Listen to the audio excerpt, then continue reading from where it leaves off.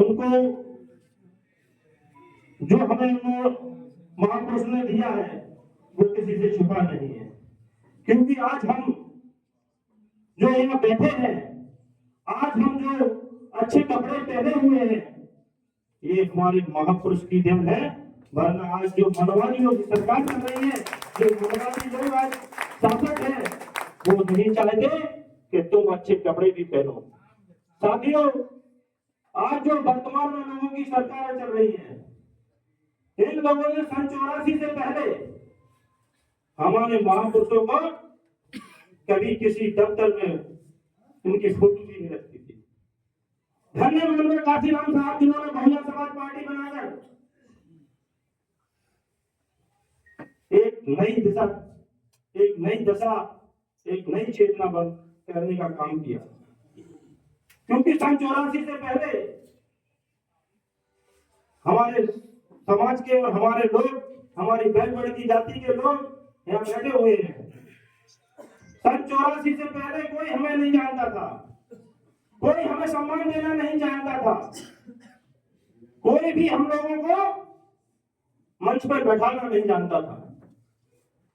लेकिन बहुजन समाज पार्टी बनाई, मानवर काशीराम साहब ने सर्व समाज के लोगों को सम्मान देने का काम किया, सर्व समाज की बैकवर्ड की सब जातियों को सम्मान देने का काम किया।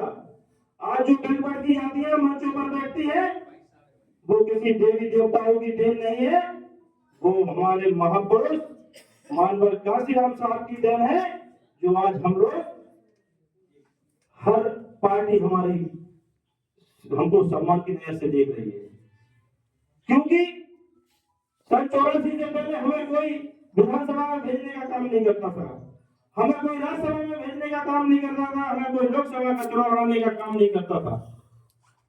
जब उन्होंने देखा, जो वर्तमान की सरकार है, उन्होंने देखा कि आज बहुजन समाज पार्टी के लोग अन्य जातियों को सम्मान देने का काम कर रहे हैं, तो हमें भी उन लोगों को सम्मान देना चाहिए। लेकिन वो देने कब लगे? जब बहुजन समाज पार्टी ने तुम्हें राज्यसभा में भेजा, जब तुम्हें लोकसभा का चुनाव लड़ाया, लोकसभा में भेजा, विधानसभा में भेजा, जब तुम्हारा रोज सम्मान करने लगे।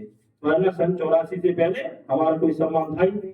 तो साथियों, मैं सिर्फ यही कहना चाहता हूँ मंच के माध्यम से कि आज हम जिस महापुरुष की जयंती मना रहे हैं, आज पुण्यतिथि मना रहे हैं, हम आज आप लोगों से एक वादा करते हैं और आप लोगों से एक वादा चाहते हैं कि आने वाला कल बहुजन समाज के लोगों का होना चाहिए, तभी हमारी और आपकी बात बनेगी। और बहुजन समाज का समय कब आएगा? जब हम और आप एक होकर माननीय बहन जी को 2027 में मुख्यमंत्री बनाने का काम करेंगे, तभी हमारा और आपका सम्मान बढ़ेगा। जब भी बहुजन समाज पार्टी का सम्मान होगा और बहुजन समाज पार्टी का सम्मान बढ़ेगा, तो हमारा और आपका सम्मान जरूर बढ़ेगा। साथियों, इसी बात के साथ अपनी वाणी को विराम देता हूँ। जय भीम, जय भारत। बुलाने से पहले ये अनुरोध जरूर करेंगे वक्ताओं से कि लंबी फेहरिस्त है, समय का ध्यान रखते हुए बगैर किसी भूमिका के मंचासीन एक शब्द कह दे तो सारी मंच के साथ हो जाएगा, अपनी बात रखें। अगले वक्ता के रूप में सम्माननीय हमारे झांसी जिले के जिला महासचिव भाई पुष्कर साहू जी से गुजारिश करेंगे कि वो आए और समय का ध्यान रखते हुए अपनी बात रखें। आप तालियां बजाकर उनका सम्मान करें। सम्माननीय पुष्कर साहू जी।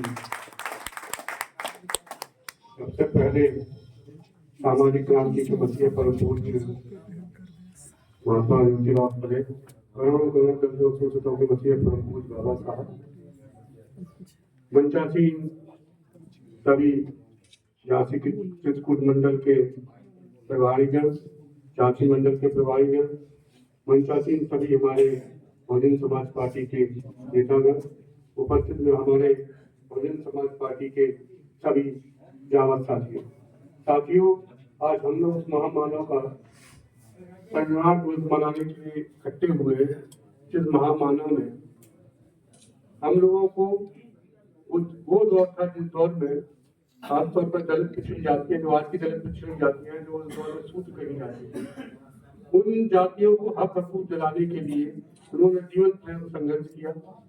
और जब ये मुल्क आजाद हुआ अंग्रेजों की गुलामी से, तो भारतीय संविधान लिखने का काम किया। उस भारतीय संविधान में उन्होंने हम लोगों को सबसे बड़ा जो राइट दिया, वो राइट दिया वोट का। साथियों, जिस वोट से इस देश में सरकारें बनती है, बड़े दुर्भाग्य की बात है, हम इस देश में जो दलित और पिछड़ा है उसकी संख्या इस देश में, माइनॉरिटी को भी जोड़ लें तो हम 85% है, और इसके बाद भी हम इस देश की सत्ता प्रभावित पूर्ण रूप से नहीं हो पा रहे। हमने 4 बार सरकार उत्तर प्रदेश में बनाई, एक बार हम लोगों ने सरकार एब्सोल्यूट मेजॉरिटी चुनाई और 3 बार हम लोगों ने लंबी सरकार बनाई। साथियों, हम लोगों को बाबा साहब अम्बेडकर का जो दिया हुआ वोट का राइट है, वो एक राजा का वोट और एक रंग का वोट का मूल एक है। उस वोट को हमें अपने लिए इस्तेमाल करना है ताकि हम अपने हक हकूक को ले सके। हमें अपने हक हकूक कैसे लेंगे? बाबा साहब अम्बेडकर संविधान पुस्तक लेंगे। चौराहे पर आपने देखा होगा, पार्लियामेंट के सामने आपने देखा होगा, वो उंगली दिखा रहे हैं पार्लियामेंट को इशारे करके और कह रहे हैं capture this power of capture, सत्ता रूपी इस मंदिर पर कब्जा कर लो, आपकी सारी समस्याओं का हल ये सत्ता रूपी मंदिर है। लेकिन हम लोगों के साथ दिक्कत क्या है? सबसे बड़ी दिक्कत है दलित पिछड़े समाज के लोग। हम लोग को षड्यंत्र पूर्वक गरीब, मजदूर और किसान गरीब बना के रखा गया है। आज किसान की स्थिति ये है कि वो डीएपी के लिए संघर्ष कर रहा है। डीएपी को जानबूझकर हम लोगों को उपलब्ध नहीं कराई जा रही है। और एमएसपी की जो बात आती है, एमएसपी के लिए आपने देखा होगा अभी जो सेंटर बने हैं, गवर्नमेंट ने जो सेंटर बनाया है एमएसपी, न्यूनतम जो समर्थन मूल्य होता है जीन्स का, जो कई जीन्स है, उसको हमें बेचने के लिए हमें संघर्ष करना पड़ा है। हमें तो खुले बाजारों को हमको 40 रुपए में मिलते हैं, और जो अगर हम सेंटर बेचेंगे तो हमको 6300 रुपए का भाव मिलेगा।